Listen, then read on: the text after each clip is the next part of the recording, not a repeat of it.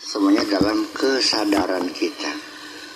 Dalam kesadaran kita, dan tolong sekali lagi bahwa ketika kita akan melakukan apapun, tolong tanyakan dulu. Ketika kita terdorong untuk melangkah, tolong tengoklah dulu siapa yang mendorong kita, siapa yang menyuruh kita.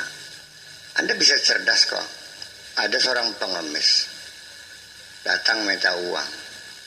Ketika Anda merogoh kantong, coba tanya, siapa yang menyuruh engkau memberi uang ini?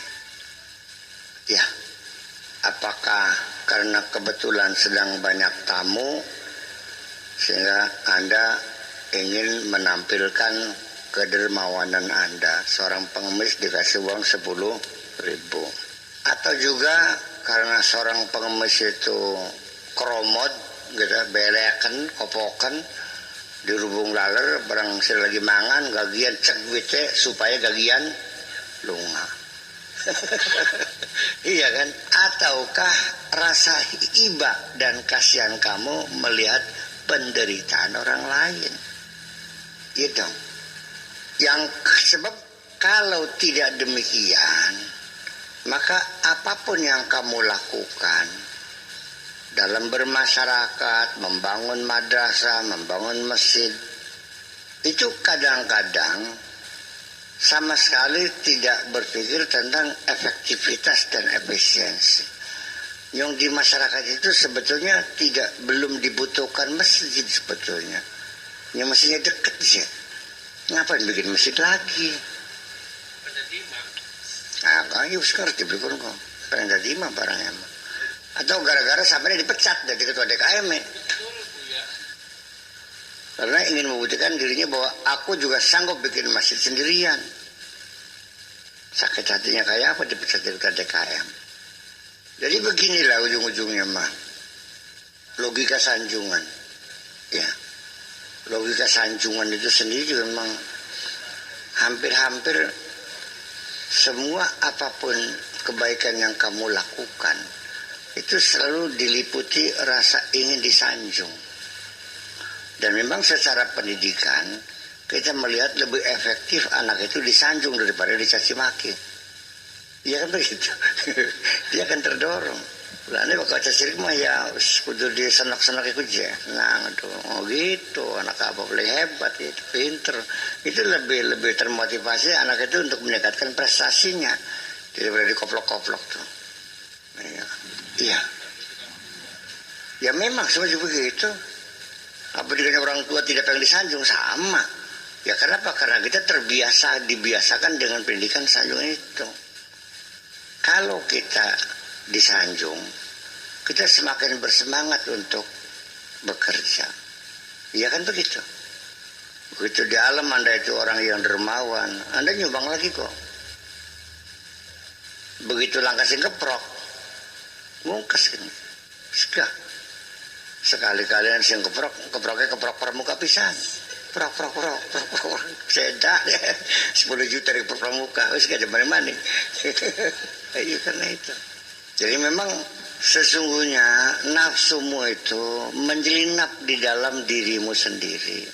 Dan dia yang mengotak-atik, dia yang mengatur strategi, melangkah, merencanakan. Semuanya itu nafsu kamu semua. Iya.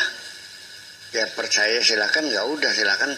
Semua yang kamu lakukan itu didorong, disuruh oleh nafsumu sendiri kok. Terus apa sih nyuruh? Kita orang lain nggak bisa memaksa kamu untuk bangun malam, untuk sholat. Saya tidak bisa maksa kamu untuk nyumbang. Iya, bisa maksa. Saya bawa pistol. Saya ada di tengah jalan, ketika saya todong, saya yakin dompet Anda diserahkan semua sama saya. Iya kan, penguadun lewat, dia kan todong pistol. Sekelang kalung cengkabe. Sampai dirinya pun diserahkan kok untuk dikerjain. Ketika dia merasa tidak mampu memberikan perlawanan. Ketika dia bisa karate, lawan. Atau ketemu polisi, jerit-jerit bisa tolong kan gitu.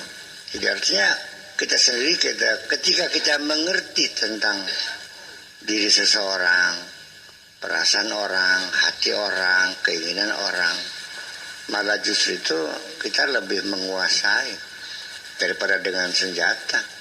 Enggak usah dengan kekerasan kok, orang akan menyerahkan apa saja. Ya pribadi ngemat ya.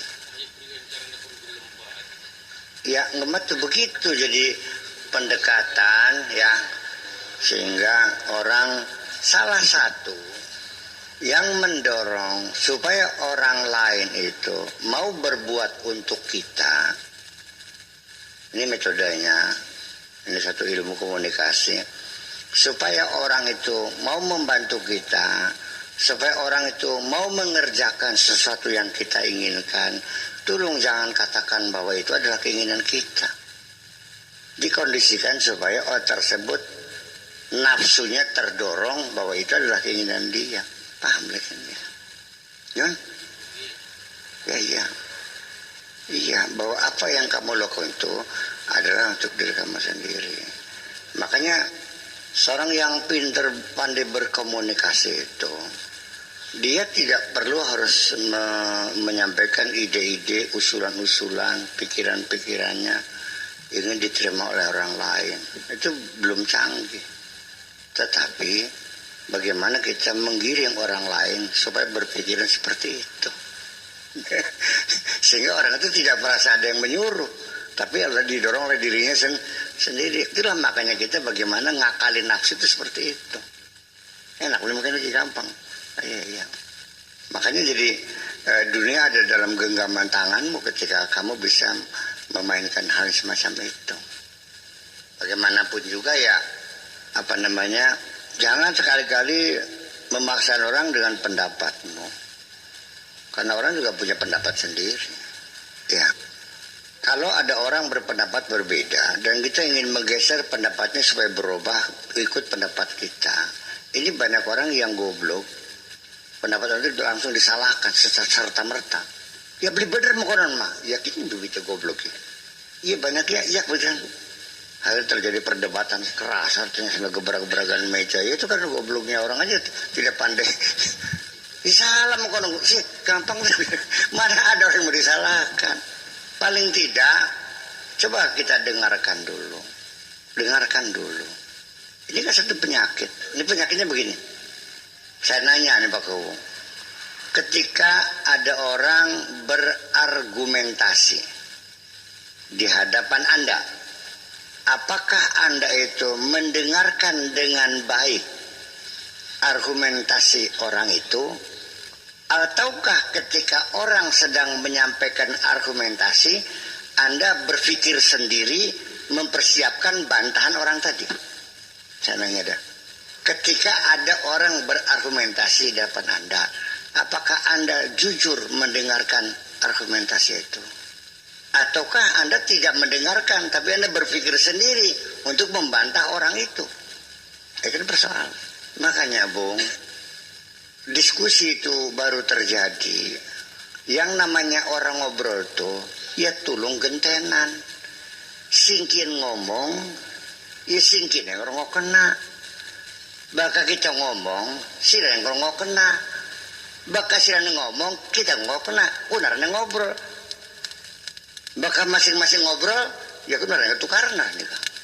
Nah iya, jadi strategi kita sendiri untuk mencari ilmu, untuk mendengar alasan orang lain. Sebagaimanapun juga, setiap ada orang lain berargumentasi, mungkin dia tidak sengaja mengajarin kita.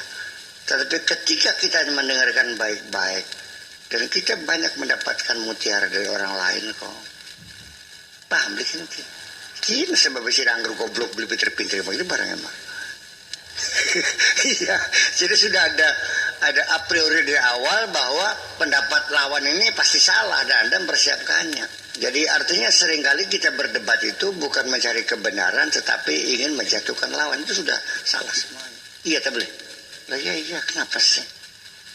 Perdebatan ini bukan lagi mencari kebenaran, tetapi ingin menjatuhkan orang lain, dan aku ingin tampil akulah yang lebih hebat. Nafsu nggak tuh? Nafsu. Dalam berdialog juga punya kualitas berbeda. Kalau dialognya itu adalah produktif, ya saya kira ya nggak ada menang nggak ada kalah, tetapi dua pemikiran digabungkan dirumuskan bisa menjadi pemikiran lebih hebat lagi. A sama B berdebat, ketika kedua-duanya saling mencari kebenaran, bisa-bisa A ada benar ada salahnya, B ada benar ada salahnya, akhirnya dikumpulkan menjadi kebenaran yang lebih tinggi. Ya justru karena itu, padahal kamu tiap hari ngobrol, tiap hari ngaji, tiap hari jamiah, tiap hari mendengarkan seminar, mendengarkan warta berita. Tapi kenapa kok nggak nambah-nambah ilmunya? Ya karena Anda nggak pernah mendengarkan orang lain ngomong. Anda hanya mendengarkan omongan sendiri aja. Jujur begitu mah. Iya kan, hanya mendengarkan pembicaranya sendiri, tidak mau mendengarkan bicara orang lain. Jadi artinya cobalah kita belajar mendengarkan orang lain bicara. Cobalah argumentasi kita pahami. Dan kita sampaikan kepada teman bicara kita bahwa kita mendengarkan dan kita mencoba untuk mengerti alasan orang lain. Oh begitu ya. Oh begitu. Seperti kita mengagumi pendapat orang lain. Semburu-buru apa gini ngomongan kan begini gitu. Ya kadang-kadang dalam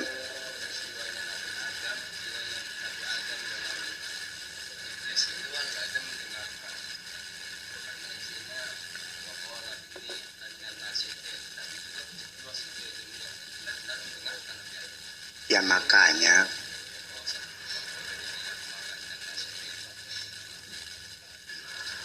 ya justru karena itu iblis juga punya strategi, punya taktik untuk menggoda Adam itu.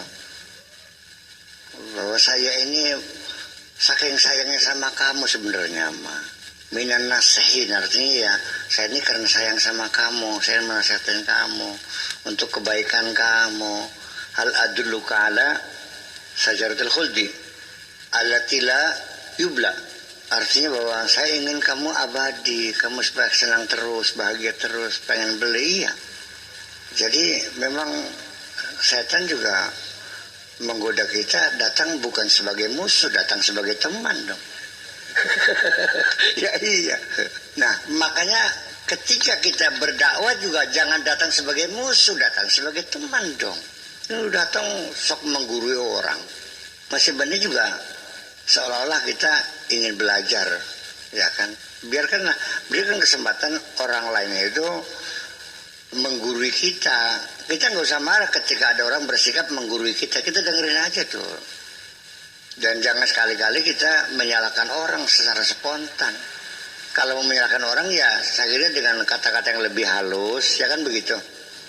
Oh ya, ya mungkin ini dari satu sisi benar. Tapi coba kalau saya lihat dari sisi lain gimana ya? Biar dia menjawab, dia mengatakan salah. Itu ketika kita berdialog secara indah gitu. Jadi bukan debat kusir masalahnya. Apa namanya? Sesungguhnya Kang Bad, itu kan satu gambaran iblis menggoda Adam. Ngomongnya begitu. Ini godaan iblis terhadap Adam ini terjadi pada dirimu juga. Jangan beranggapan bahwa benar-benar iblis datang menghadap Adam lalu berhadap-hadapan, ya, kemudian Allah di tengah-tengah, tuding mana tuding mene, Ibnu ini kene, Kang Bad ini kene, Pak Kun kene, Abdurrahman ini kene, nah kita ini kene, boleh perang sana bu dialog Adam karo iblis karo Gusti lu kumaha perasaan kayak ini tuding-tuding lo mencilak lo lesan. Itu artinya dialog itu terjadi pada diri kita seperti itu. Artinya ada iblisnya, ada Adamnya. Ya Adam itu kamunya itu. Anak Gusti Allah ya, anak iblisnya. Makanya dialog itu kan terjadi antara ego, super ego dan id. Antara al-huwa dan al-ana dan al-anal a'la. Ini istilah-istilah psikologis bersama. Sehari-hari kita dialog tiga sudut nih terjadi dalam diri kita sendiri. Sehari-hari seperti itu. Ketika kita akan menolong orang, ada pihak lain Sampai apa diturun ke dengung. Kalingan beli sirako. Dengan dipermalukan sama dia tuh. Ada lagi pihak lain. Apakah itu namanya Tuhan, apakah iblis, apakah Adam. Tapi yang disebut adalah super egonya itu. Ya udahlah, yang sudah ya sudah. Demi kemanusiaan, dia sedang susah kok, udah tolong aja lah. Ya nggak bisa. Bagaimana? Sakit hati saya belum hilang kok. Pernah nggak terjadi dialog seperti itu? Sih, masih boleh paham-paham baik. Jadi perang sana ada pada pengeluaran. Hadisul nafas. Ya, dialog diri kita sendiri. Itu terjadi. Ketika kita juga ingin berguru, mengaji kepada seseorang, itu juga ada pihak lain yang menghalangi. Sampai apa yang ngaji mono-mono? Ilmu naspir, saudara kan? Iya kan? Mas Peter gak sih rambu apa? Siapa sih ngomong? Di dalam dirimu sendiri. Nanti ada lagi pihak yang lain. Ya iya, mungkin saja Anda lebih pandai dari dia dalam satu bidang ilmu. Tapi dia juga bidang ilmu lain yang lebih menguasainya. Ya nanti gimana? Segengsi dong. Masa saya harus lalu statusnya menjadi muridnya dia? Anak kujuk mukorong metu. Ya selama ini kan pun dan Anda kan belum kenal diri Anda sendiri kan? Ya iya. Paling-paling yang dalam rai dewa kacamung semono. Iya Pak Kewu. Iya.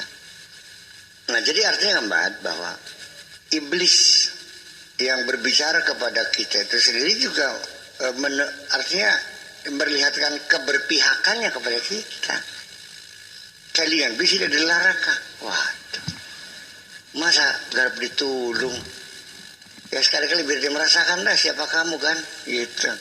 Ya aja. Jadi kan terjadi. Nah, ketika antara ego dan id itu berdebat terus, bertempur terus, tidak berakhiran, ya, disitulah terjadi konflik. Namanya perang saudara, perang dalam negeri antara partai-partai yang sama kuatnya berbaku hantam, tembak menembak, nggak ada angka lain, nggak ada menang, akhirnya remek apa? Nah, ketika kita dalam keadaan kondisi perang saudara yang sangat memilukan itu, ya apa salahnya lah kita minta kepada Amerika, negara kuat, atau kepada Cina untuk segera mengirim bantuan tentara, melakukan intervensi, paham boleh? Nah, negara adik kuasa itulah yang namanya super ego itu. Nah, tidak beli. Sabarnya Mas Konta. Ponakan dia. Itu kan konflik dalam negeri yang nggak pernah selesai.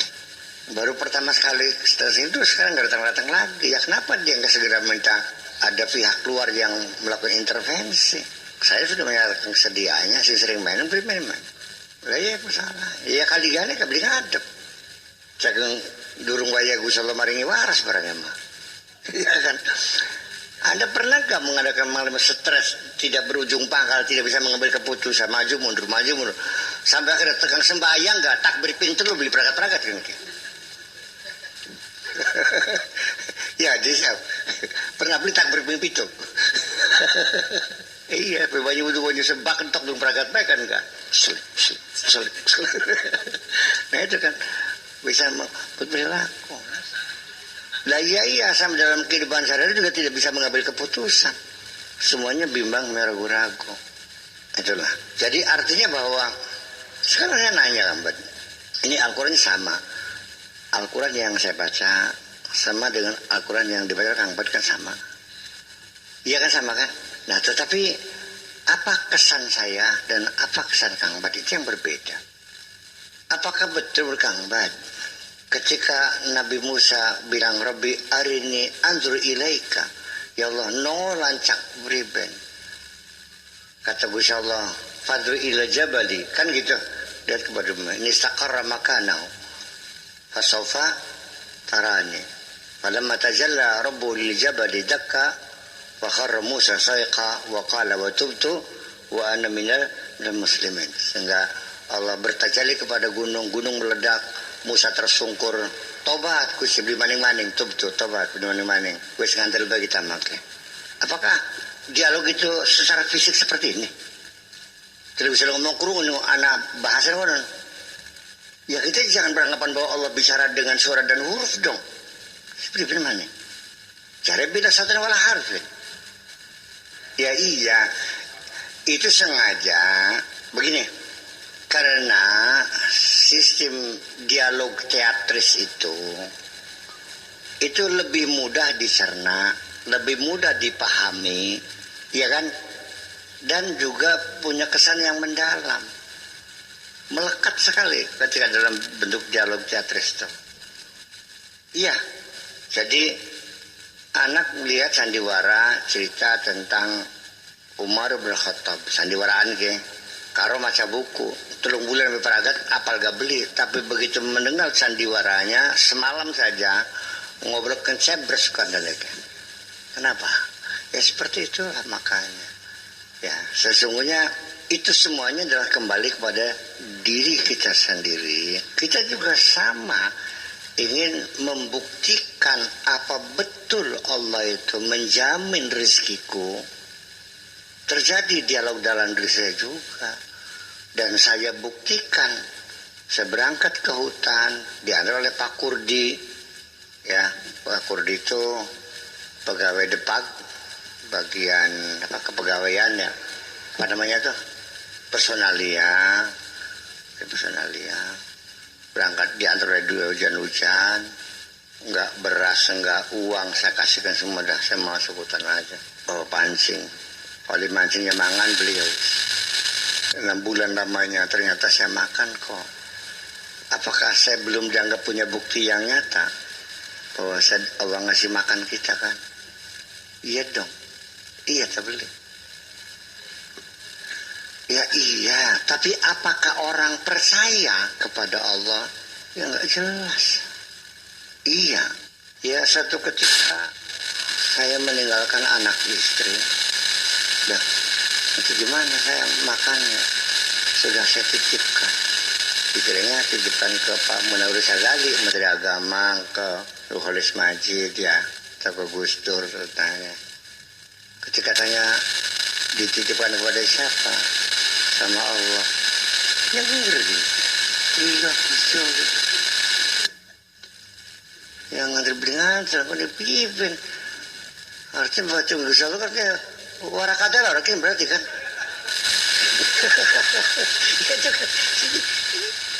Ini kenyataan kan. Ketika saya berjanji pun, insya Allah, kalau Allah berkehendak, saya dasar beli niat. Iya, tak beli ini. Jadi orang tuh, ya itu makanya ada istilah yang mungkin bisa kita pahami. Beriman, iman dan yakin itu beda. Kalau iman masih sekedar iya percaya adanya, tapi belum yakin kok. Orang kepada akhirat itu sulit untuk mengimaninya, ya sulit untuk meyakininya maksud saya. Kalau mengimaninya sih ialah lamat-lamat yang mending lah kata kita mati terus dikubur. Tapi nanti bagaimana akhirat kan ada syarat keyakinan. Makanya wabil akhiratihum yakinun. Saya percaya Anda pintar. Ketika saya kenalnya hanya sebatas ya sekilas saja. Tapi begitu sudah bergaul 10 tahun lamanya Anda teruji kan gitu. Baru saya yakin. Ya kan begitu. Seseorang dibuktikan kebenarannya, pidatonya enak, ceramah enak, wongnya loman, anu ya mungkin saja. Itu baru sudah percaya. Tapi apakah sudah yakin? Yang belum terbukti kok. Ning mimbar mah iya pesan bapak-bapak, istri adalah amanah dari Allah yang perlu disayangi, ya kan, dipakani, disandangi, dieman, kan begitu titipan Allah. Sampai terharu orang mendengarkannya. Begitu saya lihat di rumahnya lagi nampak rabinya gini. Itu kan, jadi artinya bahwa pada ujungnya bahwa ini hikmah daripada dialog Nabi Musa dengan Tuhan itu adalah bahwa apapun yang kamu yakin itu tolong minta pembuktian dong. Tanpa pembuktian ya kita baru percaya belum yakin. Kan saya percaya Anda bisa, kan gitu. Ya belum teruji. Begitu sudah diuji dan dia mampu, baru saya yakin, kan gitu. Jadi semacam itu. Nah, karena yang bisa menimbulkan ketenangan hati kita, mantapnya hati adalah yakin itu. Makanya Allah kan awalam tu'min bi qala bala bal liyatma'inna qalbi. Kamu belum percaya? Iya percaya. Iya bala enggil. Bal liyatma'inna qalbi, tapi nyongan kan gitu. Saya ini masih goyang. Jadi kira-kira mantap gitu. Nah, ketika para nabi minta pembuktian kepada Tuhan, kenapa Anda tidak pernah minta bukti? Karena Anda dikiranya udah final. Iya, sembahyang bisa dah, puasa wis, kajis pintar lo, kurang pintar mana kita kok, si akan bisa kita mana yakinnya. Nah, makanya kembali, ini kadang-kadang kita mengatakan, melakukan, memutuskan, mengambil kesimpulan, semuanya itu tanpa disadari bahwa kita ini adalah dalam olahan nafsu. Saya khawatir ketika Anda meninggal dunia, dibuka kitabnya ternyata kebaikannya kosong. Bab sholat langka, zakat langka, puasa langka, sedekah langka, perjuangan langka, ibadah dari kuwu langka, ibadah dari lebih langka. Kosong kabeh, blong semuanya, yang ada pengkhianatan semua. Ya sekarang kalau kita bekerja untuk nafsu, lalu kita mengaku kita untuk Allah, bobat beli kinki. Saya bekerja, cari makan, cari usaha, entah ngojek, berdagang rujak, entah bisnis. Alasannya untuk istri, ternyata untuk simpanan. Ya artinya kan berkhianat ini. Jadi setiap hari kan kita mengkhianati Allah terus ini. Kita bekerja untuk nafsu, lalu ngatanya untuk Allah, mananya? Anak santri di sini bekerja jadi pengurus, saya bantu Buya. Ternyata duit koperasi gemet. Pajak, pajak tepat waktu. Dengan bayar pajak berarti Anda berpartisipasi membangun negeri ini. Pajak ribut dengan sama jeung rekening pribadi. Saparnya pun kok kayus saparnya. Petambunan, kayus tambunan, timbunan. 25 miliar bekerja untuk sama.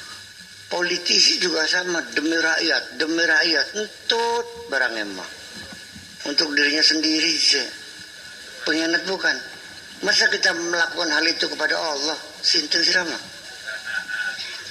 Gak usah bilang lillahi ta'ala dong, li nafsi, wali hawa ya. Ya itu aja, jujur aja lah. Ya 90% untuk saya, 10% untuk Allah. Maksudnya kamu jujur. Cuma untuk pribadi kan. Keikhlasan itu bukan berarti tidak mengharapkan imbalan. Paham boleh? Ketika orang itu mengharapkan imbalan, itu masih dalam wilayah ikhlas juga, enggak masih sah ketika mengharapkan imbalan, asal imbalannya dari Allah. Qala inni lakum rasulun amin fattaqullaha wa ati'un wa ma as'alukum alaihi min ajrin in ajriya illa ala rabbil alamin. Aku tidak minta upah dari kamu, saya minta upah dari Allah. Jadi orang-orang saleh juga masih mengharapkan imbalan dari Allah, itu sudah ikhlas ukurannya tuh. Tetapi ketika sudah tidak minta imbalan kepada siapapun, kan sudah fana. Apalagi kepada manusia, kepada Allah juga nggak minta imbalan. Ya sekarang jujur saja, kepada orang tua yang pernah melahirkan kamu saja, yang pernah nyebokin kamu, kasih nyusui kamu, layakkah Anda disuruh sesuatu minta bayaran sama orang tua? Layak enggak? Nanti juga dia bayarannya. Kadang ngaterakan surat niku bedula, main jadi mangai wong kose, belum tuh boleh. Bokeng anyang Tulungnya penang ya mong, lemang ya ayu beliau sedan kan. Masa dengan ibu yang kebaikannya sebatas itu, kita sudah tidak layak untuk meminta imbalan dari ibu. Apa maning Gusti Allah yang segala-galanya. Masih akal ngomong. Tetapi ketika Allah mengiming-imingi imbalan, ya sah-sah saja dia berkuasa kok.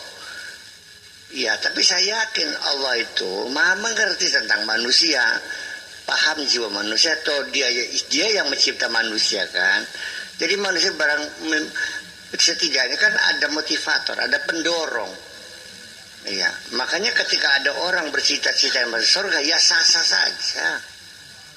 Iya kan, ya sah-sah saja kok.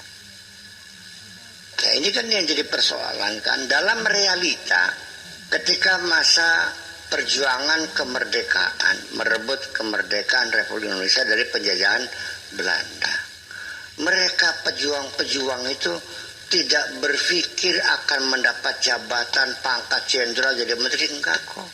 Karena cintanya kepada tanah air, demi anak cucu yang akan datang, dia berani berkorban setor nyawa kok. Pada cacat, kakinya patah, matanya picak, rumah dibakar sama Belanda kan. Benar mereka mah. Ya, tapi kalau sekarang ada orang mengklaim saya seorang pejuang, beli ngantel kita mah. Sebenarnya imbalan kok. Orang dulu daftar jadi tentara, tidak pernah mengharapkan imbalan kok. Yang penting negara gue merdeka. Kalau sekarang ada orang mendaftar ke tentara, apa membela negara apa cari nafkah?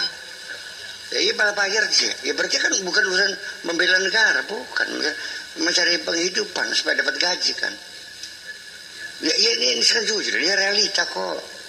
Ya persoalan setelah dia masuk jadi pejabat, jadi tentara, lalu dia ikhlas negaranya, jujur ya bisa terjadi juga. Tapi biasanya bakal majuin korban duit kan ngarit, bukan ini? Pada karoku. Ya. Ya bakal jiket, siji seket, dasket, endes seket, ngitung untuk 300 juta. Ladan sini balik kenalnya pakai beli ngarit rakyat ke. Itu yang jadi persoalan. Bahwa kita semua yang kita lakukan adalah demi untuk mencapai keuntungan pribadi. Ini ujung-ujungnya perlu tasawuf tuh supaya kita jangan kering kerontang begini dong. Masa semua untuk diri sendiri, kapan untuk orang lainnya? Iya kan begitu. Melangkah lebih maju. Oke. Sekarang kita legalkan, legal formal. Mencari keuntungan pribadi boleh, tetapi dalam aturan-aturan yang jelas. Nggak ada masalah kok. Semuanya logika bisnis. Saya dapat berapa, dapat berapa. Ya, take and give. Anda pengen ini mesti bayar. Anda mobilnya mogok, minta orang dorong, bayar. Ya kan gitu. Ban kempes, nambal ban, bayar. Parkir, bayar. Oke, nggak ada masalah. Tetapi pada batas-batas kepentingan itu ada aturannya. Ketika Anda itu ada aturannya, berapa menjahit baju yang logis berapa? 30.000. Ketika Anda minta 100.000 kan rampok namanya. Jual barang, belinya 12.000. Berapa Anda jual? Ya paling kan 30.000. Kalau Anda jualnya 1 juta kan nipu. Masih lagi kita masih logika bisnis. Apa Anda kerjakan, itulah imbalan Anda. Sekarang kan kerakusan kan artinya ingin dapat sesuatu tanpa ada imbalan kan. Atas dasar apa dia dapat uang 25 miliar? Karena orang nyetor pajaknya masuk rekening pribadi. Ya udah ngaco kan. Oke, pemerintah buat gorong-gorong, masuk tender. Oke, ini tender tertutup, dibuka, tawaran paling rendah itu yang diterima, selesai, dikerjakan, dilihat, semennya salah, semennya kurang, klaim, nggak ada masalah. Ini kan dia sendiri perusahaannya tidak layak, dapat tender, ikut tender, ya karena nyuap sama pejabat. Para banyak kontraktor yang lebih layak nggak dapat karena Anda yang nyuap nggak dapat. Akhirnya pekerjaannya kan rendah sekali mutunya. Sebenarnya 14, sebenarnya 18. Akhirnya 6 bulan gue jeblos banyak gorong-gorongnya. Lah ini kan dianggap begini. Ini kalau urusan di dunia saja. nggak ada masalah. Orang untuk dirinya sendiri sah-sah saja gitu. Untuk syariat ya tidak disalahkan nanti siap, gitu. Orang menolong, orang berbuat baik, orang nyumbang untuk kepentingan pribadi nggak ada masalah. Lagi pada batas-batas yang wajar. Sabli secara syariat ya sah. Anda bocah ngelamar bocah wadon ditolak karena dia tidak pernah sholat. Cara calon mertuanya najis teman. Masa anak kita dikawinkan karo bocah yang beli mampu sembayang dilakukannya wudhu. Ada-kadakan dia beli sejadah sembayang keluar mewah kaji ke. Terus belajar sembayang bacanya betul. Secara syariat dia sholat dia usulinya benar, tahlil benar. Sah nggak sholatnya? Ya sah sholat nggak ada urusan. Yang penting boleh dibayar beli gini. Ya di situ masalahnya. Iya, nggak ada yang bayar. Jadi di samping, maju lagi bicaranya. Di samping memang kepada siapa engkau bekerja, untuk siapa engkau bekerja, sekalipun demikian, tetap kualitas kerja kita juga dipertanyakan. Kalau kerja nggak benar, mana mungkin bisa dibayar? Sekarang saya nanya, seorang kiai muruk ngaji, wong sedesa pada bisa ngaji tapi diwuruki ki. Bertahun-tahun dia ngajarin Quran di musola tuh. Iya kan? Bagaimana pengabdian dia kepada masyarakat yang luar biasa. Ya kan begitu. Tapi kenapa kok melarat baik? Kenapa? Mau makan belangka. Kenapa lo? Sok jawab berarti saya. Suarane kurang enak. Jalan menurut takut enak atau? Iya, dia juga sama. Niatnya benar untuk Allah kok nggak minta imbalan. Tapi kenapa dibarengnya melarat? Jangan sekali-kali kita mengklaim kesalahan Allah. Mengklaim Allah tidak melihat pekerjaanku. Mengklaim Allah tidak sanggup membayar diriku. Lebih baik kita introspeksi. Jangan-jangan sidaku kerjanya beli jabuk barang. Ya orang kerja sama saya yang lama, saya terima. Kerja bangunan, ya wis kerja semena, iya kerja. Wis kerja seminggu, temboknya miring, tak bayar beli gini. Bekerja beli benar jangan bayar dong. Jadi jangan-jangan kita tidak profesional. Iya kan? Jadi dikasih proyek besar nggak bisa, gorong-gorong nggak bisa. Jadi wis sirama tugas saya tukang nyapu baik. Nyapu kebeli bersih beli apa sih makanya sering diskors. Jadi di samping keikhlasan, ya kan itu bermotivasi baik, apa yang kita kerjakan untuk Allah, ya kan begitu. Tetapi juga kita harus melihat bahwa profesionalisme juga diperlukan dalam melaksanakan tugas ini. Sekarang saya nanya, kamu kalau sembahyang gegabah tak hati-hati sih lagi. Salah. Sudah berapa tahun kamu sholat di rumah? Sudah yakin belum kiblatnya? Pernah nggak diukur pakai kompas? Bukan sih. Aku ini ikut. Ya itu salahnya. Dari ujung-ujungnya bahwa nanti pekerjaan yang dilakukan secara profesional, menjaga mutu, ya kan, pasti akan dibayar mahal, berlipat-lipat, berlipat-lipat ya sabat sana bil wa fi kulli sumbulatin mi'atu habba, artinya 700 kali lipat. Kalau beli baju agogo merek Tegal Gubuk, Rabbana auzi'na an nashkura ni'mataka allati an'amta 'alaina wa 'ala walidayna wa an na'mala salihan tardah wa adkhilna bi rahmatika fi ibadika as-salihin. Rabbana